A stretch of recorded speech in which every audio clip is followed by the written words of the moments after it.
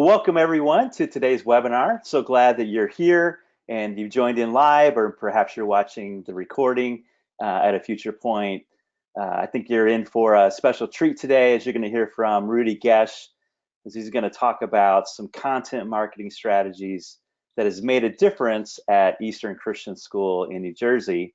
But before I jump into that, I just wanted to review a couple things on my website. You all certainly are hopefully familiar with my website, enrollmentcatalyst.com. And one of the things that I've done recently is I have produced a new marketing video of my own. So you can go in and you can watch me. North Star Marketing actually produced this for me. And it was a great opportunity to be able to talk about what I do on a daily basis. And in that video, what I do is I talk about my Enrollment Catalyst program, the custom on-site version, as well as the new virtual program that I have. In fact, as you scroll down through my website, you can find information on the on-site program, also on the virtual program, and some of the other things that I'm involved in helping schools with are surveys. You may be interested in the Net Promoter Score survey. You've heard me talk about the power of word of mouth. And this is actually a way that you can measure the strength of your word of mouth within your school through a simple question on a scale from 0 to 10. How likely are you to recommend your school to a friend in the community? I can determine what your Net Promoter Score is, and I can see what the strength of your school's word of mouth is. So that may be something that's of interest to you that you can check out on my website. Make sure also that you are focused in on the next webinar coming in on Thursday, October 10th. A good friend of mine, Dr. Bill Mott, will be sharing about the connection between school growth and healthy boards. So you want to make sure that you're registered for that one. And then also, if you're not a subscriber to my blog, you can do that right off the homepage of my website. And all my previous webinars have been recorded. In fact, here's one from Rudy from a few years ago where he talked about this enrollment turnaround. This is in a way a follow-up to that. There's a lot of great resources that I have available for you on my website. So I just wanted to point those out to you today as we focus in on the topic at hand. And I'm going to actually work on now sharing my screen with Rudy so that he can get set up as the presenter here. And again, I've known Rudy for several years. And he's been at Eastern Christian in New Jersey as the Director of Marketing and Enrollment Management for the past 5 years. And they've seen tremendous growth. And I had an opportunity to work with Rudy, and prior to that, Time Dykehouse and the team there, helping to create the structure, the plan to be able to move them forward. And I'm just so pleased to have Rudy with us today, as he's going to be sharing some of his content strategies that has really worked. I'm really interested in this brand new one that perhaps none of us are aware of, that they have developed at Eastern Christian that he can share because it's been a key to their enrollment growth along the way. So with no further ado, I just want to turn it over to Rudy at this point. So take it away, Rudy. Oh, wait, let me say one other thing. Sorry. I wanted to say two things. This is being recorded, so you'll get a copy of the presentation. I know everyone always asks that. And if you do have questions, feel free to jot those down into the question box. We're going to be covering those questions at the end of the presentation. So go ahead, and when you have a question, just type it in and we'll be ready to go. So, okay, this is for real, Rudy. It's all yours at this point. Take it away. Thank you very much, Rick. Sorry, just a little eager to get started there. So thank you for the very generous introduction, and hello to the 300 plus of you that registered for this webinar. It's humbling to be able to speak on these topics, and really exciting. I'm a big believer, I know Rick is as well, of sharing ideas, collaborating amongst private schools and private school enrollment and marketing. And so these are great tools. Some of the things we're actually going to start with, I think, are going to tie directly into, Rick, your next webinar with Dr. Mott. So I will definitely be registering for that.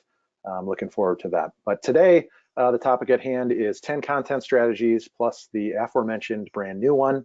proven to drive enrollment growth. So at Eastern Christian School, we've been blessed over the last 5 years. We're up about 18% total, and about 130 students over this time. And we're going to talk about some of the proven strategies that Rick really coached for our school and that we've really implemented that have made a really big difference. So some of these are going to be very simple, direct, all about content, and some of them are going to kind of be setting the right climate, setting the right strategy and structure so that the right content can come forth. So this first slide is really the key place to start. So if I were starting from scratch, this is where I would start. I would say, let's start with the end in mind. Let's have design thinking, and let's think about where is this all going. The structure, you think of an org chart, within your school, where does the marketing office best fit, and what is the end goal of increased marketing in your school? So there are a lot of schools where we maybe prioritize fundraising, or we maybe prioritize just general brand awareness. Those are certainly important things, but I know that Rick has always coached us, and I'm a big believer in this as well, that it really comes hand in hand with the enrollment office. So as Rick mentioned, my title is Director of Marketing and Enrollment Management, and so it's kind of 2 titles in one. And I have here we'll talk about the team that we've assembled here in a little bit, but first and foremost, it's about aligning marketing with the end goal in mind, because obviously your end goal and then the audience that you're speaking with or speaking to or with, that's really going to drive which content you produce. So that's why we've got the picture here of a nice full first grade classroom here, because that's really what we're trying to do. We're trying to use marketing, use communications to drive leads that we can nurture into ultimate enrollment. And I know that's simple, and I know that's basic, but that is the starting point.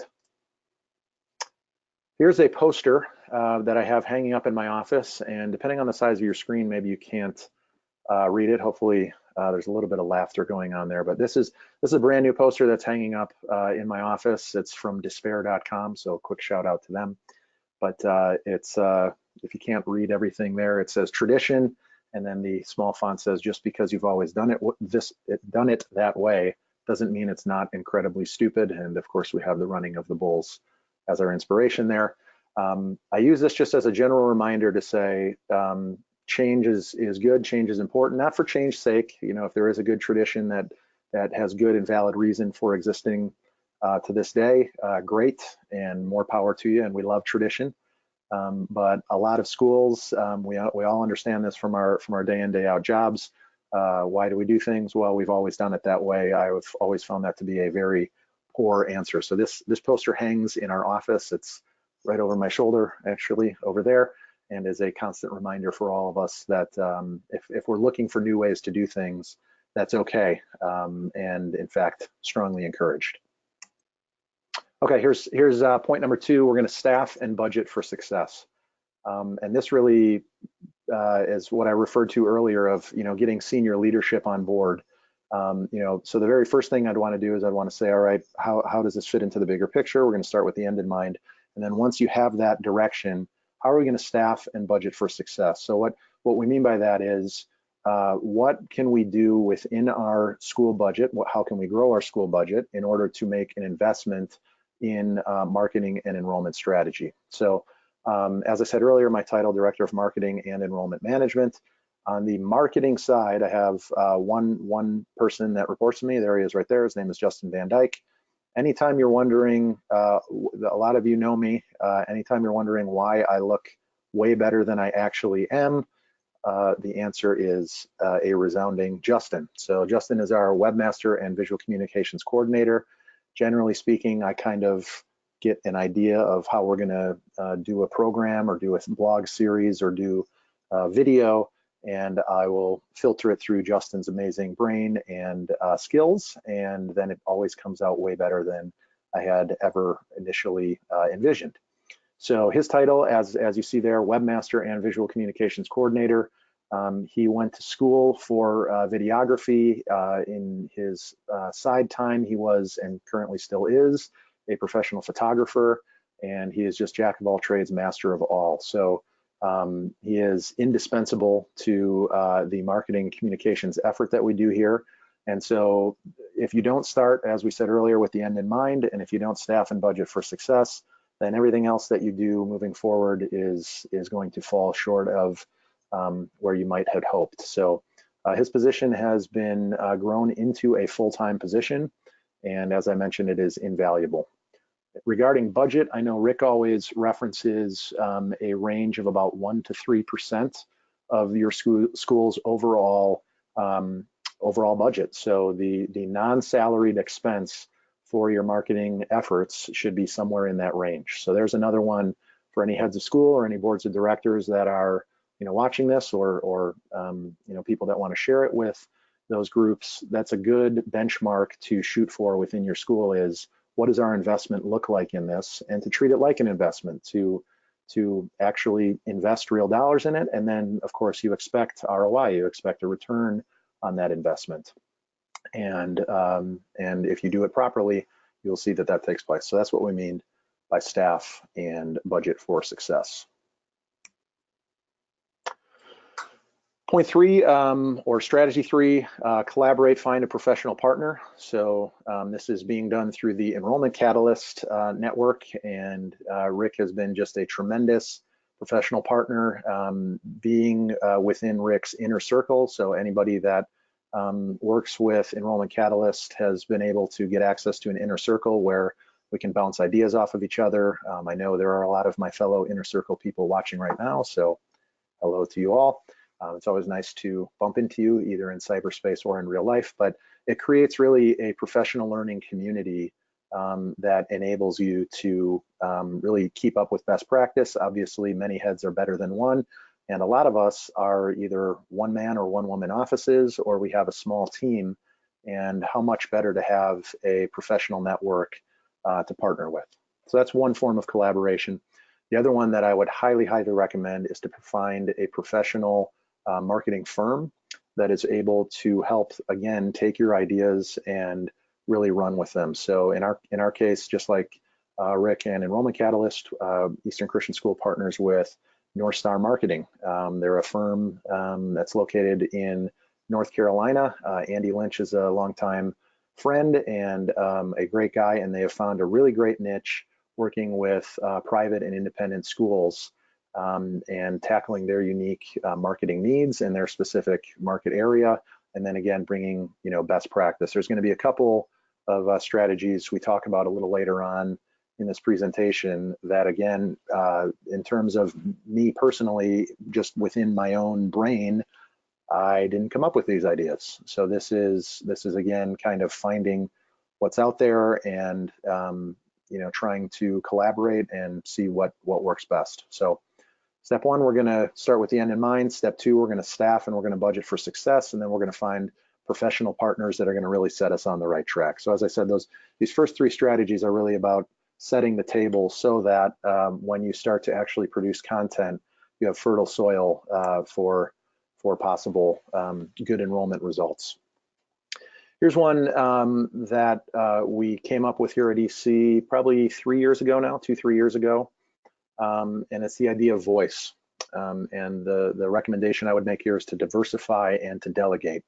So if you look at the diagram there on the left, a single voice has limited audience connection, and multiple voices broader and deeper audience connection, which, as you can imagine, one person, again, if we're one-man, one-woman offices, if we're the only ones that are blogging, or we're the only ones that are posting to Facebook or Instagram, or we're the only ones that are updating the website, if it's all coming only out of one office, on the one hand, there's good brand continuity and probably good quality control. On the other hand, you're probably limiting the scope and the reach of your message, the message you want to communicate with your families. So one way that we at Eastern Christian really have leaned into this, and it's really yielded great results, is we developed something called a Community Connections Coordinator. I'm sorry, a campus content coordinator. I always get these mixed up. We have two CCCs here. So a campus content creator, CCC, campus content creator.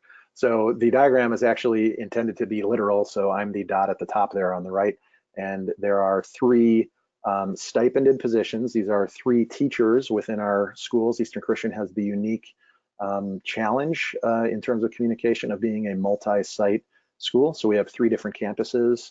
But even if we were all on one campus, I think this would be a valuable strategy because you're one person, you can't be at all places at all times. I'm sure we've all had this take place where, you know, suddenly somebody says, oh man, I really wish you had been to that preschool chapel. The speaker was amazing, or I really wish you had been in, you know, third grade STEM lab today. The experiments they were doing were unbelievable. And it is all said in sort of past tense, I wish you had been there. And of course, we're always saying, man, I wish you would have told me that a little bit earlier. But to have the boots on the ground, to have, you know, people who it is literally written into their job description, almost like a coach type of stipend. And later in this webinar, I have links, so we can kind of share those links with you. I actually have the job description of the stipended position of these campus content creators. But they basically have a set of instructions where they're responsible for 2 blog posts a month. They're responsible for social output. So we do Instagram Friday. So we split that rotated among the 3 of them. And in our school's case, one of the key sort of messaging overlaps, being a faith-based school, is we want to really feature our faith. And so we do hashtag Worship Wednesday. We always show a clip directly from our chapel. So these again are sort of the things that are already happening, and we're just mobilizing a team of teachers, and you can do it for relatively cheap. And the teachers, you know, are already in the classroom. They already have their smartphone. They're already doing these things, and so you're just, you know, like the graphic says there, you're broadening and deepening your message and your connection by using these multiple voices. This, by the way, has the really nice fringe benefit of lightening your workload. You don't have to be the one man, the one woman office, or even the one team office. You're getting a multitude of voices. So it's a really, really strong recommendation for me on this one, because it just frees up time for you. Content production, as we all know, can be a really time-consuming thing. And so as far as I'm concerned, the more the better. And it's, again, a relatively affordable thing to do. Circles back to staffing and budgeting for success. So if your budget can't afford 3 stipended positions, well, then it's time to talk to your head of school or whoever you're reporting to, and making sure that you have those resources so that you can make this type of investment. So so the idea of voice: diversify and delegate. Here's a big warning, and I've learned this the hard way. Don't ever open up a channel without strategy. Don't ever open up a channel without strategy. So we live in a world where it's seemingly every year there's sort of one hot, this is the new social media network, this is, you know, the new type of thing to do. I am all about trying to stay current, stay relevant, and to have you know, great interaction on various channels. But I always say I would much rather not have an open channel than to open a channel just because it's a cool thing to do and then really have no strategy to fill it. So for instance, I know there's a lot of schools out there with a Snapchat account for their school. And frankly, I've never come across, for our school in our context, a good strategy to regularly fill that. So I'm sort of in the world of self-preservation. I'm kind of terrified of the idea of, well, now there's a 5th social media account that I have to always be thinking about. Okay, yeah, let's add Pinterest. Okay, yeah, you know, all of these things are good. They're great tools, and if you have a strategy to use them, by all means do that. So I'm not discouraging any particular network over the other, but strong recommendation: go in with both eyes open and make sure that you have the strategy before you start a channel there. So think of it from the prospect's perspective, the prospective family checking your school out for the first time. They come to your website and they see, oh great, the school has a YouTube channel. I love YouTube. Let me go check it out and the channel is blank, or the channel, somebody loaded an assembly video 5 years ago on a lousy smartphone with grainy footage, and then the school has done nothing else since that point. I would rather not have YouTube than to have one crummy video from 3 years ago available, because with a lot of these things, like a lot of life, the medium is the message. The medium is the message. So if someone is comfortable on YouTube and that's where they really want to be, they go to your YouTube channel and it looks like it has cyber cobwebs on it, well, then you're not really speaking the language of that person. Versus if you never even had that channel available, they wouldn't know what they were hypothetically missing. So on all three or all four of the channels you see here, we actually have very specific strategies for all of them. So Twitter is where we do our athletics account, and so we're reporting scores and things along those lines on our Twitter page. On our YouTube feed, that is the home for all of our videos, obviously, and we do have, we'll get into a little bit later how we produce the videos. Facebook is our catch-all for pretty much everything, and linking to blog posts and articles that we write for our website. We also do a lot. We've been really successful with events lately, so just posting regular events that we do for either our admissions, our enrollment team, or even for the full school and community at large. And those events have been really successful. And then Instagram, where we're able to post a lot on student stories. As I mentioned, Instagram Friday. So at the very least, once a week, we're getting that new churn of new sort of day in the life of a specific teacher. And then we also do those Worship Wednesday posts. So we have very clearly delineated goals for each of these particular social networks, particular channels. And so I feel very comfortable saying that we use them well because of how we do this. Any network that we may open in the future, we're all about it, we're all for it, like I said, but first we need to get a strategy first. So if you have the inspiration to open up a new channel, go ahead and do it, but just make sure that it's sustainable and that it's not entirely incumbent upon you. As we talked about in the previous slide, we want a diverse voice so that it's not only your perspective, your vantage point of the school that's coming through, but you have a multitude of voices. So don't ever open up a channel without strategy. Next one is ABW, always be writing. Most of us wear multiple hats when you're talking about private schools. Many of us do anyway. And one of the hats that I wear is I'm the boys varsity soccer coach. And so there's my guys lining up before a night game, which spoiler alert, we won. So go EC, soar EC. So in being I wanted to talk to you about the content that sort of weirdly came from this.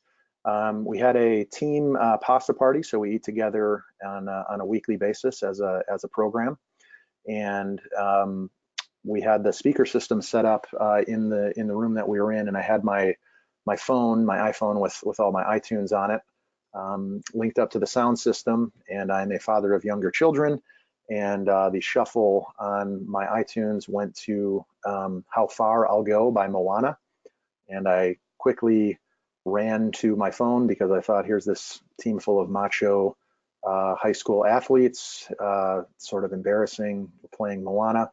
And out of nowhere, a couple of guys started singing word for word. And by the end of the song, the entire team was singing How Far I'll Go by Moana. So that was sort of like a wow moment to me that, holy cow, high school boys are familiar with this song. And that got me thinking. I've always been big into parody, and so we actually wrote a parody song of How Far I'll Go, and the story of Moana, if you're familiar.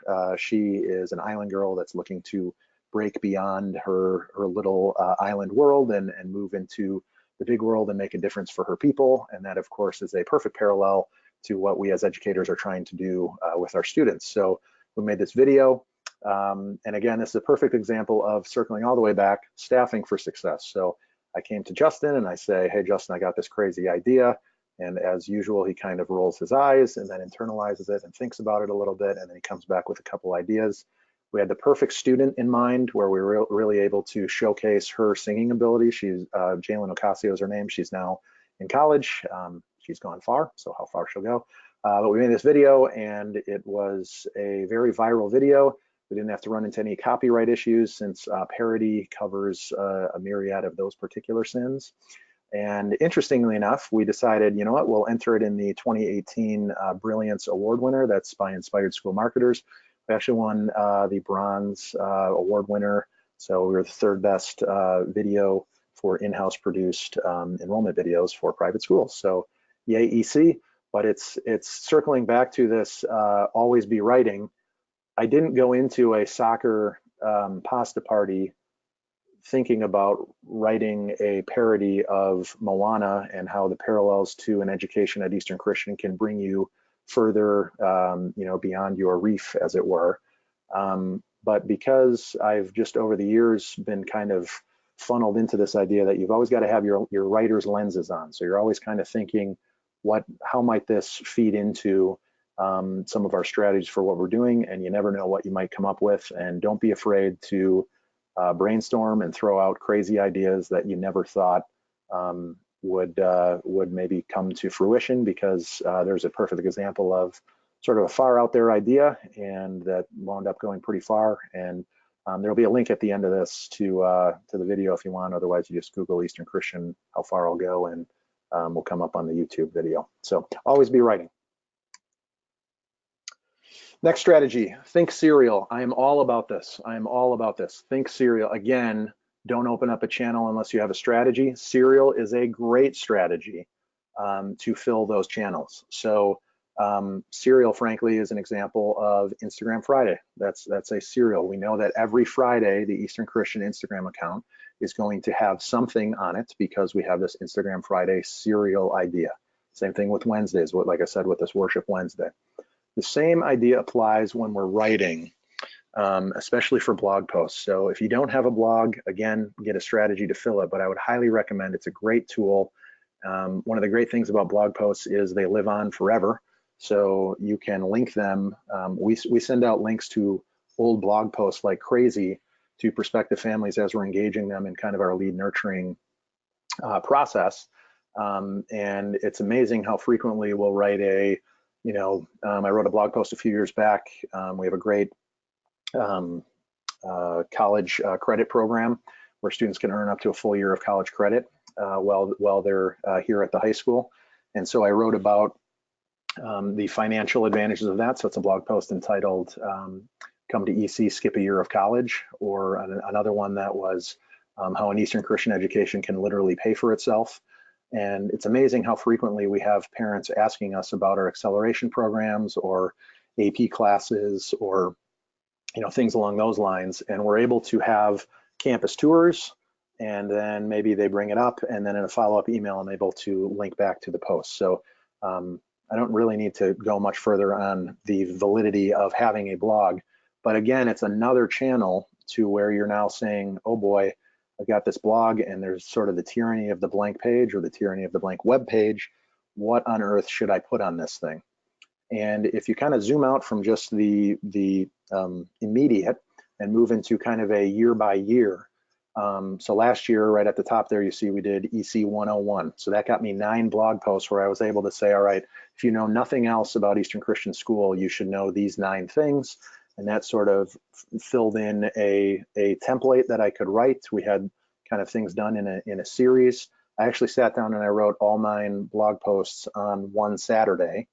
And then we were able to load them into our WordPress engine and schedule them out over the course of the full year. So again, now we started it the first month into the school year. So we really had 1 blog post a month being churned out, and it was basically from a management side, set it and forget it. It's a lot of work to write 9 blog posts, but once you do it, you are done with that particular series for the entire year.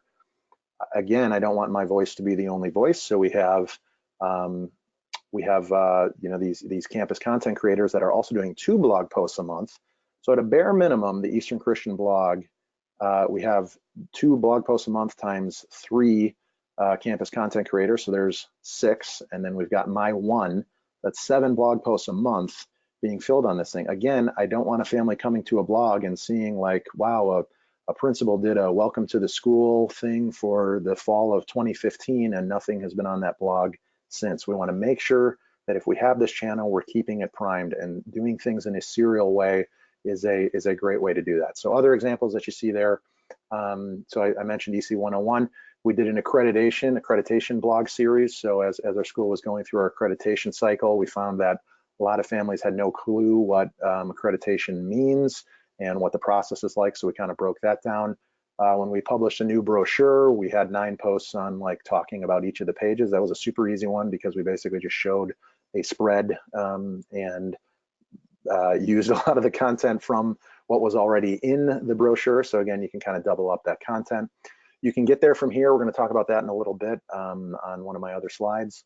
And then culture of innovation. In Eastern Christian's case, the culture of the school happens to yield a lot of sort of really creative and original thinking. And I thought when I first moved here 5 years ago, I thought, man, this is a really innovative place. We should really tell the story on these things. So that's another series we did. So try to think about what's unique to your school and what would potentially be a serial post that could keep gaining traction. My favorite one we did probably is, as you see there, Noah from grade 2, we did the EC to me. So the hashtag we had, hashtag EC to me. We basically ask young kids, it's sort of a kids say the darndest things kind of thing. Please tell us, you know, what Eastern Christian means to you. And Noah happened to say, if I left EC, I'd be sadder than a monkey with no bananas.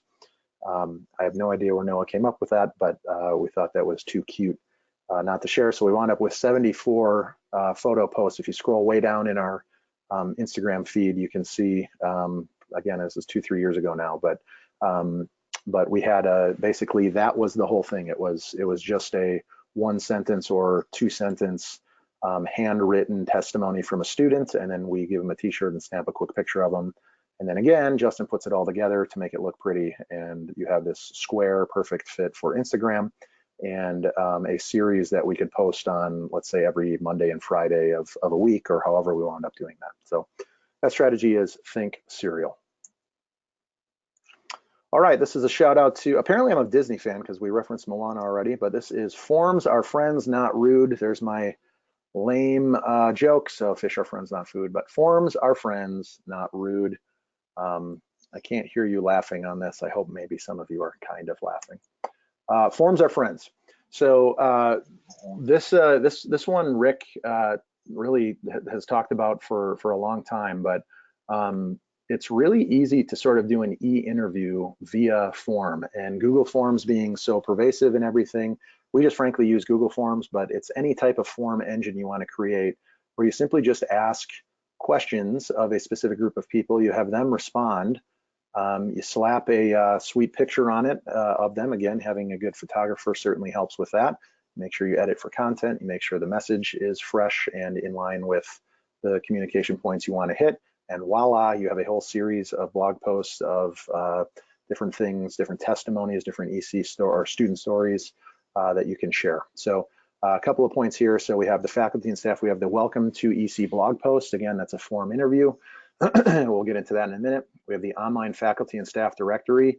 Hugely underutilized space on most private school websites is your online staff directory. It's a great opportunity. One of the #1 reasons that families choose private education is the student-teacher relationship.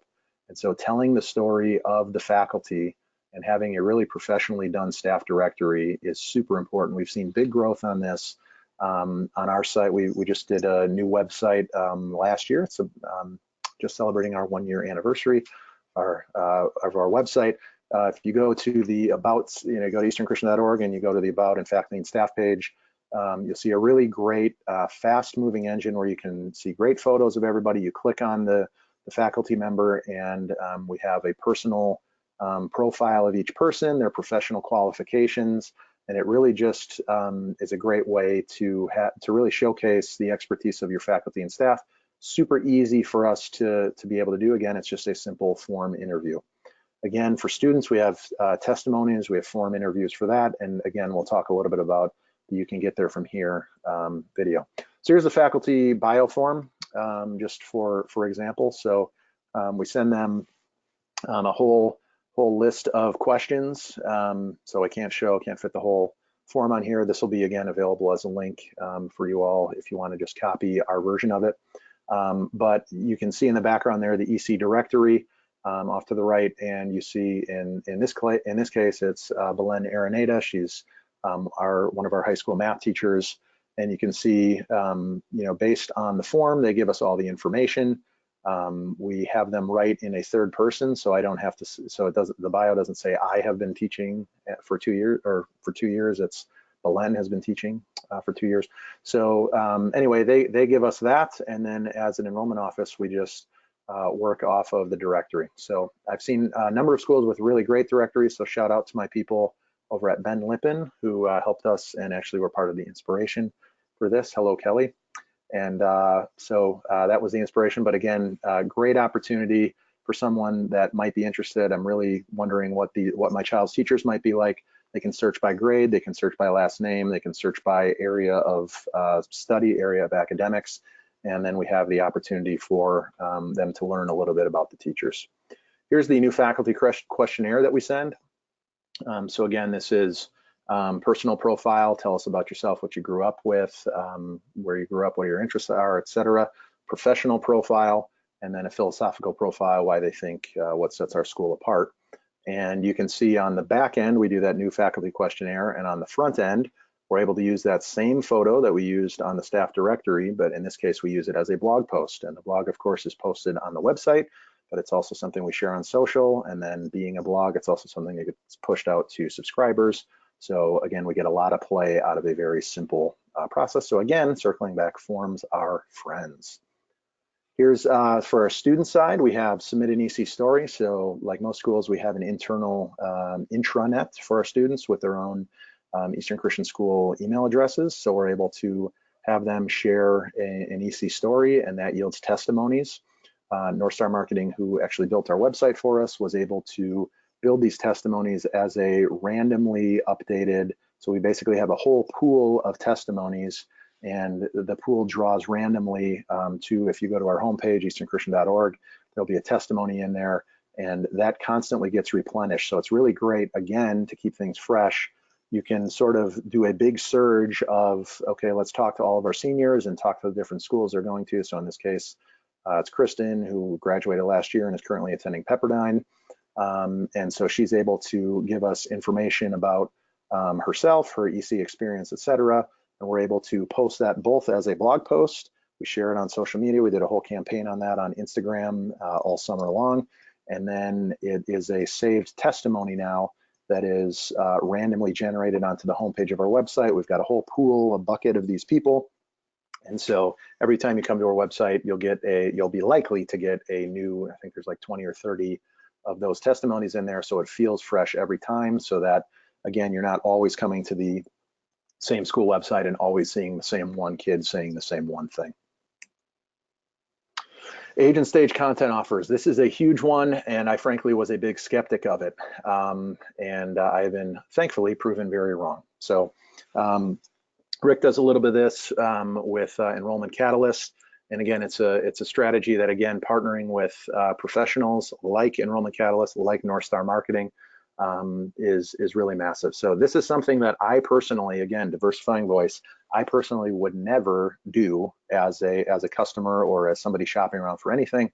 But I will tell you, this is massively appealing to young moms.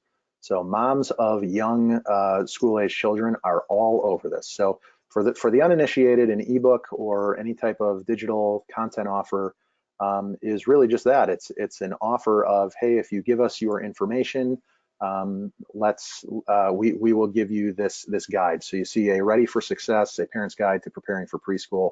And then in this case, it's done by Eastern Christian School. We have a kindergarten parent guide, a day in the life of a kindergartner. And then last year we did Leaning into Growth, bringing things to the next level in high school at Eastern Christian High School. So we're working on this year. We're just filling in our elementary age and stage, and then we'll work to the middle school as well. But the basic gist is this: you're trying to generate potential leads, and so you're offering something that is of help to the potential inquiry. So this is sort of like, take your typical inquiry who at least knows that they're interested in your school and will sign on the dotted line and give you some stuff, give you their name, their email address, etc. This is really like one level before that. This is This is like, I'm really not sure if I'm interested in your school at all, but this looks like a pretty helpful thing for me. So maybe this will be helpful for me. So I'll give you my name and my email address, etc. Once you've captured that, then you give them access to download. So this is just a PDF they can have on their smartphone or device or screen of their choice. And again, I'm telling you, moms of young children eat this up like crazy. So the Ready for Success is super helpful, because if you look on the internal pages of that, it's really the entire purpose of the Ready for Success guide is really like 80% just helpful tips. It's things about like what to do around bedtime, how to ensure confidence, how to cultivate leadership in your child, how to work on a spirit of cooperation. None of those things specifically tied to Eastern Christian School. It's just a helpful guide for a parent that maybe for the first time has a child that is this particular age and they're looking for help. And then about the last 20% of it is, hey, while you're doing all these great things with your child, why don't you check out Eastern Christian School and our preschool program, because we do exactly all of the stuff that this booklet says, and we're very happy to partner with you, and we're looking forward to doing that. And there's similar kind of story journeys with this along the way, both for kindergarten and for high school. And this was a major part of our success. We're up plus 30 students in our preschool program this year. We have 90, I want to say 94, 95, something like that, kids in our preschool program. It's by far the highest number of preschoolers we've ever had in the history of our school.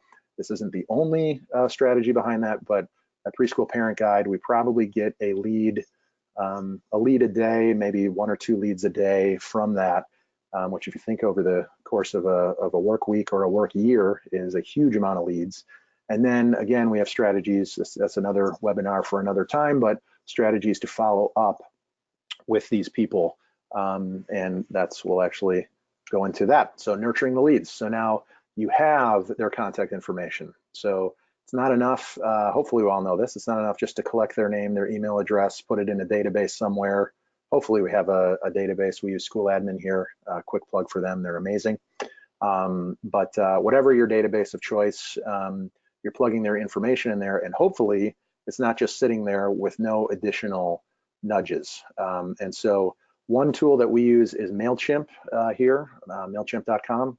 And MailChimp, all you need to do is, this is again a little bit of a set it and forget it. You create some email templates that kind of tell a journey. And in our case, anytime we get an email address, we have a 6-week, or really a 2-month thing, but they get 6 emails over the course of 2 months at preset intervals, all with calls to action. They let you schedule it out. They basically say like, all right, the initial date, so when you load this, plus X number of days. And so we try not to set it up where it's like every Thursday at 1, because then it starts to feel kind of spammy. And so what we try to do is have helpful things, again, that maybe answer questions that they might not have thought about already, or give them helpful kind of go-to things, or just things to reinforce that, hey, we're still here, and it's just a nice, simple, helpful nudge. So if I toggle back to the other slide here, so each of these age and stage content offers, we have their own automated sequence. I don't have slides to show you that here, but if you download our preschool parent guide, you will be loaded into this lead generation system, and you'll be getting a series of 6 emails. That's a specific journey prompting parents, hey, have you applied to our preschool program yet? There are other questions you have. How can we, arrange a personal tour? All these calls to action specific to that age group. And again, it's set and forget it. Once the email address is loaded, I know that this automation is happening. Again, we have that for kindergarten, and we have that for high school. By the end, hopefully by early 2020, we'll have this for all age and stages. And I'm telling you, the primary market we're speaking with generally is moms, and particularly young moms, are really all about that. All right, photo and video. This one circles back to staffing and budgeting for success. But again, having someone that can do these kinds of things is really helpful. So you don't have to try to piece things together by yourself, or you don't have to hire a crazy expensive firm to do all these videos. The bang for buck of having someone on staff that has the ability to have professional photography, professional videography is really, I kind of can't overstate how helpful that is. So we have a hero video on our website. It looks kind of like this. So I can't show you a video in this format, but if you go to our website, you'll know what a hero video is. It's basically the entire screen or a large portion of the main screen, and it shows you video content from all of our classrooms, and just it really gives you a great look into what is school actually like. We're always trying to do that with campus tours and try to get people to actually come and see, and the hero video is a great way to do that. We have a 1 minute on video series, so that explains 1 minute on our worship, 1 minute on our project acceleration program, 1 minute on our STEAM program. Again, those are things I actually bring with me on an iPad on campus tours. And also there are videos that are super helpful as assets for us. If a family asks a question, hey, I heard you have this great STEAM program, what's that all about? I can say to them, well, I'm very happy to share that. And actually, here's a 1 minute video. 1 minute is a simple enough time. It fits onto Instagram very nicely, of course, with their 60-second time limitation. But it also, someone will click on something that's 60 seconds. It doesn't have to be telling you literally anything and everything that the school has to offer. And then lastly, a virtual tour. Super simple, frankly. It's just a collection of really great photos of your school in action. And again, having a professional photographer working with you in that capacity is awesome. All right, we have come to the aforementioned +1 brand new one. And I have to be honest, this is a slight, I won't say a cheat, but a slight manipulation of the word content.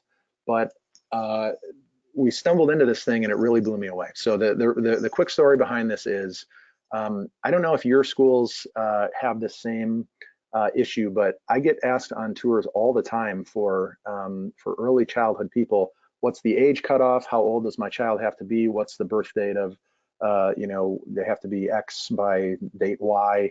And just in full disclosure, math was never my thing. And certainly calendar math, I can never do it well. So we actually developed a spreadsheet, a simple spreadsheet that has some algorithms on it that actually we created into something called a preschool age calculator. So basically you can enter the birth date of the child, and based on a few parameters, it spits out, okay, which one of our preschool classes is your child supposed to be in. So at Eastern Christian, our pre-K3 program goes down to age 2.5. That's new this year. That's been really great. Again, another story for another webinar, but I'd recommend it strongly. So pre-K3 goes from 2.5 to 3.5. Pre-K4 goes from 3.5 to 4.5. We have a transitional kindergarten program that's kind of between preschool and kindergarten, and then you're typically age 5 before you go to kindergarten. So figuring out all of that, we created a spreadsheet, and we ask a simple question, just like we do for the content offer. And this is why, again, I'm kind of stretching the phrase content strategy, but I think we can let that slide. We have on the preschool page of our website this simple accordion dropdown. Not sure which class your child will be eligible for, find out here. And we ask the parents complete this simple form to find out the class eligibility for your child. And we get the parent's name, first and last, we get their email, and we get their child's birth date. Now, that is not a ton of information, but again, this is somebody that's just kind of checking out the school. We don't want to ask for, email and cell phone and home address and child's name. And, parents are very leery of giving out more information than they otherwise would want to, and rightfully so. So we want to be respectful of that. And if you look at, any type of sort of form science, the fewer fields you can offer that the family has to fill out, the more likely they are to actually complete it. So in this case, we get the parents first and last, we get the email, and we get the child's birthday, which seems like a little bit of content, but it gives us everything we need to know. And all I have to do is I punch that child's birth date into this preschool age calculator, and I have an email template that allows, that's what it looks like. So there's the spreadsheet again. There'll be an access to a link for all of you. So if you want to copy this strategy, copy this idea, feel free to have at it. But we basically, you can see there, we set our own cutoff date. We say, okay, it's the 2019-2020 cycle for the preschool age calculator. We put a birth date in it, and then the little class eligibility on the right there goes to green or red, depending on which grade they may be eligible for. In some of the cases, like you could be eligible for either pre-K4 or transitional kindergarten. or transitional kindergarten or kindergarten, depending on what the parents are interested in. So in some cases, it's multiple. But it is amazing to me, again, this sort of 1-2 punch of the content download, this preschool packet that we offer, the preschool readiness, and then this preschool age calculator, where we had so many inquiries pouring in with parents who are on our site, and they found the link to the content download and they found the link to the age calculator, and it wound up being super helpful for them. And of course, we got the content we wanted, or the contact information rather, that we wanted, that allowed us to follow that up. So this is another freebie for you that'll be available at the end of the webinar, where you can actually, if this is an issue or something that you think would be of use for you, you can basically just punch in a few things on the spreadsheet, and the calculation will do the rest for you. And you even get it with color coding, hooray green, hooray red. So there's our +1. We made it to the end. I have all kinds of resources and freebies. Rick and I will talk. I don't know how I'm able to give links out through this, but you got all the way down to simple stuff like posters, to an ultimate list of blog post inspiration. I have that hanging on my wall right over my shoulder. So anytime I'm really at a writer's block, I can do that. A link to North Star Marketing, a link to our Google form on testimonial testimony interview. Blog series, you can get there from here. Again, the Moana video. And then we do have the job descriptions of both myself. We talked about Justin Van Dyke, our visual communications coordinator and webmaster, and the campus content creators that we talked about. And then last but not least, the +1, the editable preschool age calculator. So feel free to use that at your discretion. So with that, Rick, I am done with my particular piece of the deck here, and I'll be happy to take any questions or answer anything that maybe I didn't free up clearly the first time. Yeah, thank you so much, Rudy. This has been great. I think it's always helpful when school leaders can take an inside look at how another school is implementing these types of strategies and the successes that you're finding. So one of the things that we'll be doing is Rudy will share this presentation with me, and in the follow-up email where you'll get the recording, there'll be a link to be able to download this presentation, and you'll be able to access these links that Rudy is highlighting here at the end of the presentation. So that'll be for you and available. That'll be going out tomorrow. But there are some questions that have come in, and so I want to go back to the beginning with some questions, and feel free to add yours in. So Zach is asking a question about the CCC, which I thought is brilliant, the Campus Content Coordinator. And he wanted to know, did you hand choose those people to help you as being that coordinator? How did you go through that process of finding the right people? Yeah, so generally speaking, the kind of person that will be good at that, already. Like that is a person that has the personality of, I always like to think of cheerleaders, I think, get a bad rap as kind of being airy and out there, but that's what you want. You want somebody that's ready to really trumpet your story and really have a passion about sharing that. So we chose, it was not something where we said, hey, faculty and staff, anybody that wants this, go ahead. I had my own list, and then I asked, again, in our school's case, we're 3 different campuses. So I asked the 3 principals of the 3 different campuses, hey, who do you think would be good? And then I compared their list to my list, and where there was overlap, we approached a couple people. I think we had 2 this year that said no, that they were just too busy, which is of course fine. And we found 3 great people that they're killing it right now. So it's and again, a massive relief from my office to not always have to be everything. Exactly. That really helps to spread out your work and get more people involved. And I think it's actually a great strategy, not only for a large school, but also for a small school. When you have maybe a part-time person or just one full-time person, and you're trying to wear those multiple hats. So Jennifer's asking a question about what do you think about the pros and cons of blogs are versus each topic that you might post instead in an email and a communication flow? I don't know if I'm totally understanding the gist of her question.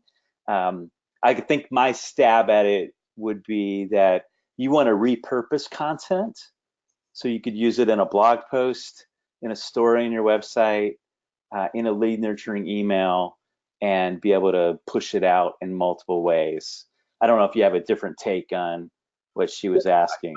I think it's spot on, and I think I like to use the word asset. So I used it a couple times in the presentation, but a video that you produce, a blog post that you produce, any these digital downloads, they're all assets for they're tools in your toolbox. And once you've created that thing, sometimes there are things that are time sensitive, but in large part, you get multiple years of use out of this thing. And like I said, if you're typing it in an email, you may be typing the same thing a million times to families that are asking the same question. And usually that's one of my little keys. Again, the preschool age calculator came out of families repeatedly saying, well, wait a minute, which grade would my kid be in? I don't quite understand. And so that's what kind of led to that. So think of things where you're always answering, these same 5 questions on every tour, and that's maybe your first 5 blog posts of like the top 5 questions, top 5 questions I hear on campus tours, and then be able to use those as assets that are then emailed, linked in an email at a later point. Exactly. Several questions, actually, several people asking the same question. Who wrote your ebooks? How do you produce those? Who develops the content? So give us a little insight into that process. Sure. So it's a collaborative effort with North Star Marketing. So they actually produce, they do the graphic design, things like this. But actually, like I said, we're in process right now at the agent stage for elementary school.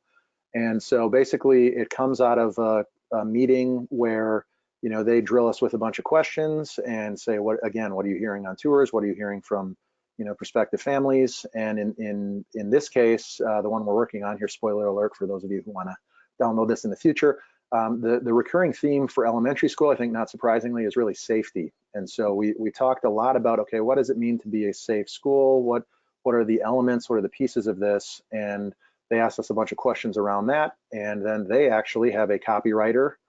We have a retainer with North Star Marketing. Again, that's key to, it has a price tag to it. You need to be able to budget for that.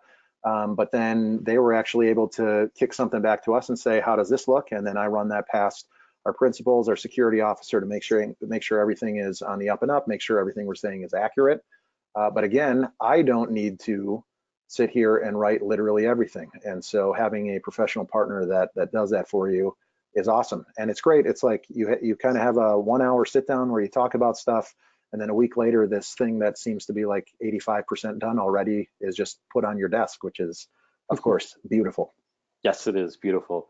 Daniel asked a question about the MailChimp approach of set it and forget it. He wants to know about the prompts or the call to actions that they'll actually get. What if they've already done that call to action?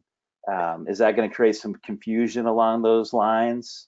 That's a great question. Early in our time with that was actually a mistake that we made, where we mapped out, okay, we think they're going to visit before they apply, and then, and so we had a very linear approach to the calls to action, and we ran into that exact issue. We've since gone back and gone the more storytelling approach to where, again, a testimony or a video or something that, again, has, there's not an exact call to action in the piece itself. So, but at the end of each of these emails, we'll say things like, click here, ready to take the next step. Here's 3 things that you might consider, visit our campus, apply now, or click here to email our enrollment office to ask any questions or anything like that. And it's not as exact science as I'd like it to be with, it's possible that somebody gets an email that says, one of the next steps could be apply now, but it's kind of vague enough or general enough that it still applies to them, hopefully. We don't have many unsubscribes from that list. So that's kind of the way we monitor if it's actually kind of landing. Yeah, great answer. Virginia wants to know, what program do you use for the age calculator? Is that just a simple spreadsheet? It's a Google Sheet. Yeah.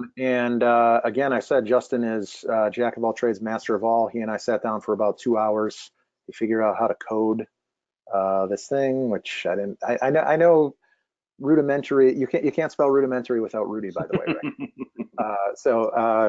I kind of know the basics, but again, Justin, we kind of went back and forth, and again, it's very confusing. So we tested different ages, and then we finally okay, this really works. And then I said, well, hey, I'm giving this webinar. It's possible other schools might want something like that. So that preschool age calculator, you're going to be able to copy it. basically paste in your school's parameters, and those parameters will alter the formula to be comparable for your school, so you can have the exact same tool. Carmen wants to know, who creates your print media collateral materials, your logos, magazine, newsletters at Eastern?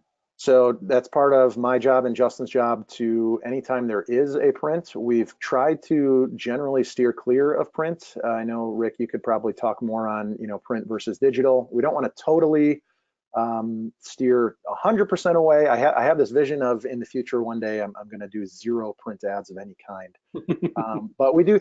Go for it. I want you to be the one. Come on, you can do it. I will say, so this is where not everything, in the purest sense, I want all of our marketing efforts to lead to enrollment, but there are other things. So for instance, we take out an ad in a Christian healthcare center, is the name of an organization around here. There's a lot of institutional ties between our school and this organization, and it's a way to sponsor and support what they are doing. And then in turn, anytime we put out a school newspaper, they advertise it. Well, that comes out of my budget. I see exactly 0 enrollment growth directly from a magazine ad.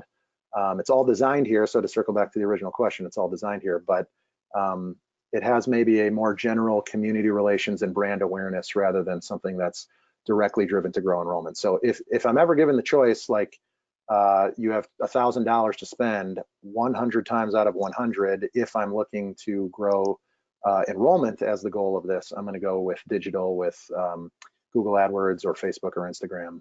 That's where I'm going to spend it. But to answer the question specifically, he also does, Justin also does graphic design. I keep coming back to him, but that shows you how important he is. And you also use North Star Marketing to do some of the design too, like your ebooks they designed for you. Yep. Meredith wants to know, do you put the same content on Instagram and Facebook? Sometimes. So Instagram Friday is just that. It's Instagram Friday. It's only for that channel. Worship Wednesday, we actually have them share both on Instagram and Facebook. And again, that's something that I get to set and forget because the campus content creators are doing all of that for me. So there's some overlap. Facebook is great for sharing links, and we get good blog traffic. We actually get probably about 50% of our blog traffic from sharing the links onto our Facebook page. So of course, not everybody's coming to your website every day. And frankly, we've created the website so that its primary audience is really prospective families. So our current families, of course, do come back to our website, but we don't necessarily want to give them a reason to come back literally every single day. But as we're producing this content, we want it to find them in our Facebook page. Instagram, as you may know, you need to have 10,000 followers in order to share a link and to have a swipe up. So sometimes we'll do like link in bio, and you can do that. But Instagram, of course, is really photo and video. So that's really what we try to have as the main focus there. And we have still some more great questions. So we'll spend a few more minutes trying to tackle a few more of these. Okay, Jessica asked a question about millennials, with them being more wary of things that aren't authentic or craving a connection with the individual. Do you ever find that the email templated response feels too slick for the parents of preschoolers who don't want to feel like a number? She finds it hard to walk the line between having something that's glossy and slick versus authentic, handwritten, or real.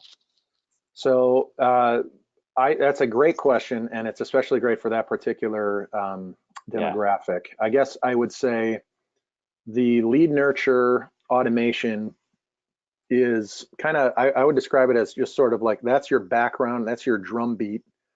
At a minimum, if you have an off week in terms of follow-up from your office, in terms of lead nurturing, they're at the very least getting, an email nudge where even if they're just seeing it and deleting it, they're deleting something from your school. And so it's another way to kind of, trigger, okay, this just to keep them thinking about your school. I would say no one of these strategies should be the only way you go about doing it. So yes, you want the drumbeat of the steady and maybe slick, professional looking email template, but then maybe you sprinkle in a follow-up phone call in the second week. And if you're talking about millennials specifically, text messaging is the way to go. Nobody even answers their phone anymore. Phone, I like, this is a quote from my favorite comedian, Gary Goldman. Phone is just a seldom used app on my phone. So text messaging is the way to go. And that then becomes less slick and much more personal. And so when it's all together, I think if it's only the email, it becomes maybe non-authentic and removed. But if it's a piece of the overall pie, I think it is a really helpful tool. I mean, in a way, you have to look at it as you want it to be high tech, so using email types of campaigns, lead nurturing sequences, but you also want it to be high touch. And that's where the personal approach, whether it's a personal email, personal text message, a phone call, whatever works to the market you're trying to reach. Jill wants to know, can you share the stipend amount that you're paying to your CCC? Yeah, we pay him a grant. We pay him a grant. For a whole year? For the whole year. So it's 500 bucks for a semester. In our case, we hire 3 of these people. Again, it's kind of comparable to like, mini coaching things. I'm looking to increase it because they do a lot of work for me. Yeah. But it's like slow growing, and they do a tremendous amount of help, for the office. So we're in Metro New York. Maybe 1,000 seems like crazy to you. Maybe it seems like to me it seems like a great deal. That is. So, yeah. So there's your answer to that. Yeah. And Carmen's asking a follow-up question. In addition to you and Justin and your 3 content creators, who else do you have on your team? So we're working. I have struggled my entire career. Rick has all kinds of great resources on launching a parent ambassador program. No, your professional team. Oh, our professional team. Okay. Yes. I was going to get into how we're excited there too.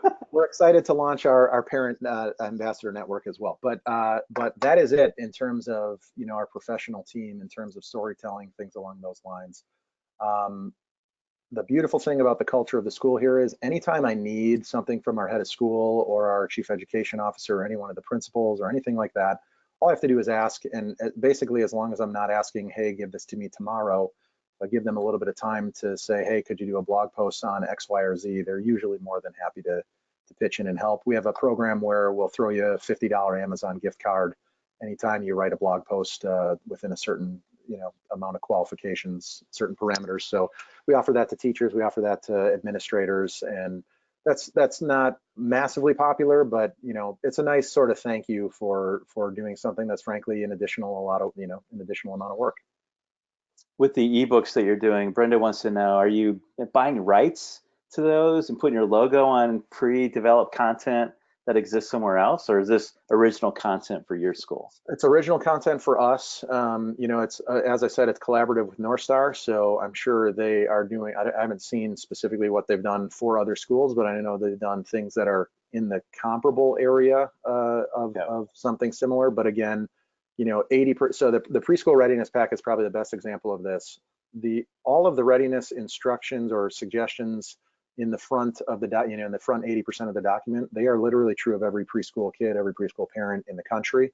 And then the last 20% is sort of a nudge of, hey, while you're looking at this, check out Eastern Christian. So I don't know if North Star does this. I would imagine they would be more personalized in this. They don't really do things sort of a blanket, but you could take that front 80% and then tack your school on the final 20%. You could probably tweak the 80% a little bit to make it more specific to your. They do have the one resource, the Start Smart Guide, yep, that they have replicated for other schools. So that's a possibility. Yep. Teresa wants to know about the CRM program that you use. I'm sure she's referring to School Admin. Yep. So we use School Admin. I don't get paid for doing this, but strongest possible. I'm a fanboy. Strongest possible plug for School Admin. And just go to schooladmin.com and check out their demo. It's been. I find it to be very Apple-y, and by that I mean just intuitive and graphically nice and easy on the eyes. And for someone who data isn't my first love, it makes things very, very easy to manipulate very quickly to be able to make informed decisions on, okay, maybe we should be pushing shadows more, or we have this many people signed up for an open house, or it has a lot of great functions. We require a pastor's recommendation and a principal recommendation. They have digital versions of that, so that's just an email template. And there's a couple other very simple functions. They do mass texting, which is another function that's very nice. Again, I referenced texting specifically for millennial parents. So, is there a texting program or system you use? So absent that, I use my own cell phone. We ask the parents on the inquiry form for their cell phone, and we ask them to acknowledge that it's okay for them to be contacted. So we get that before we get their cell phone contact information. And of course, anytime anybody asks me not to, I stop. But generally speaking, like I said, you're really speaking the parent's language, and it's really super helpful for them. It's really the main way that we interact with prospective families. We try to call people. We do. I know in another webinar, Rick and I talked about the daily 10 here, where we still do call 10 families a day within the office, but texting has really proven to be a lot more beneficial, and again, speaking the language of the families. Yep. There are different ways to approach that, but Carmen actually is asking me a question. She wants to know, do I think printed school magazines help re-recruit families? So if you're thinking about the ads, I say no.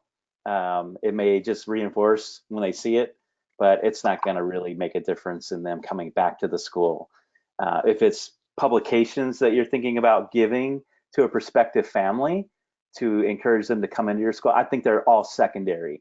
So the primary focus on generating that interest is through word of mouth and also web-based marketing.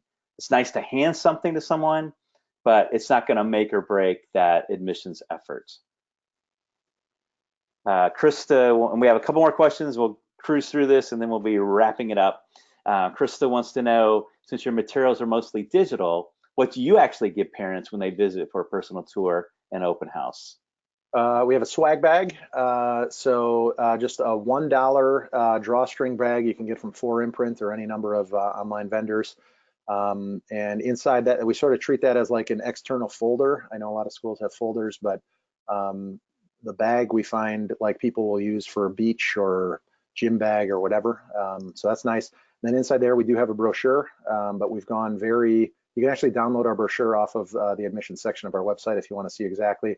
But because we're very content heavy on our website and all of these channels, we try to make the brochure beautiful. We try to make it very photo centric with limited text. People don't really read it as much. We want it to be the kind of thing that brings emotion and emotional investment into the school, but we're not using this as like our standalone, like here's literally, I find on those kinds of things, if they skew bad, they go to like, you try to say literally everything about the school in one publication, and in saying everything, you wind up saying nothing. And so I'd much rather show the school and give the feelings of the school through this piece that can maybe sit on a coffee table. And then if they're interested, they can get to your website and really navigate and investigate a lot on some of the specifics. Yeah, I think there's two more questions. Virginia wants to know, how do you encourage engagement on Facebook? Questions are always good. Attitude and voice is always good. I try to be more informal with Facebook, again, get back to voice. So on our website, like blogs, I don't use contractions all that much. I don't use colloquialisms all that much. Social media has a much more everyman vibe, every person vibe. And so I try to be conversational in our approach. So maybe I again, always be writing. So I heard our honors choir was singing a song from a movie that I really liked. I went down, I just took a quick video of it and posted it. And I think the comment was something like, when your choir sounds this good, you just have to record it, don't you? And then post it. And you encourage people to interact that way. A question sort of begs for an answer. And then the other one I would say is, Rick is really big on this, I know, so you can jump on here, but stories. So, testimonies of teacher, like some of our most interactive stuff is when we showed you in the webinar there, a welcome to Eastern Christian School, this teacher, and you get to meet that teacher for the first time, and to see like the comments of love and support and my kid thinks you're awesome, and things along those lines. They're certainly engaging posts. Actually, two more questions. So Terry wants to know, do you use any type of scheduling platform for your social media posts, like Hootsuite or Sprout Social? We haven't. We're looking into it. I mean, Facebook, of course, you can schedule, so that's great. I would absolutely love if you could do the same thing for Instagram, but Instagram is Insta, as in instant, and so there is something nice about, it's not a scheduled thing, it's a in the moment thing, and that's where a strategy like an Instagram Friday, it's going to be sort of not live, but almost live. So short answer, no. I guess Facebook, yes, and then as I mentioned, our blog, like you can write an entire blog series and then schedule that out over the course of the year. But other than that, we don't have any like third-party apps that kind of, are the master over all of those outlets. And then Natalie wants to know, do you snail mail anything to inquiries as they come in? The brochure, and when they are accepted, we send them a T-shirt that says I'm in. But other than that, zero through snail mail. It's expensive, and again, if it's not a worthwhile thing, I'd much rather, text them or email them than which are both free, than spend $5 sending them packet after packet. Do you guys do any like handwritten notes? We do for, we're not there yet, but on our middle school, that's just something that sort of, our middle school campus has always kind of done that. So when a shadow comes, we have their host write a handwritten note that then gets mailed to that student. We're trying to replicate that on the other two campuses. Sometimes it's still in process and slow going with some of that. But no school has ever totally arrived in their total enrollment and marketing strategy. We're all still learning, and we're all still growing. Totally there. Well, Rudy, I so appreciate you giving this insightful perspective of what you're doing at Eastern Christian. I can tell that it makes a difference. It's definitely your passion, and appreciate you just giving us this inside look of what you're doing at Eastern Christian. And if Rudy can help you in any way, feel free to reach out to him. I'll be sending this PowerPoint presentation and the recording of the webinar to you tomorrow, so you can access this. And if I can help you in any way, you know where to find me through my website, enrollmentcatalyst.com. And so love to hear from you along the way. So hope you have a great rest of your day, and go recruit some students. Go get them, everybody. Thanks, Rick. All right. Thank you.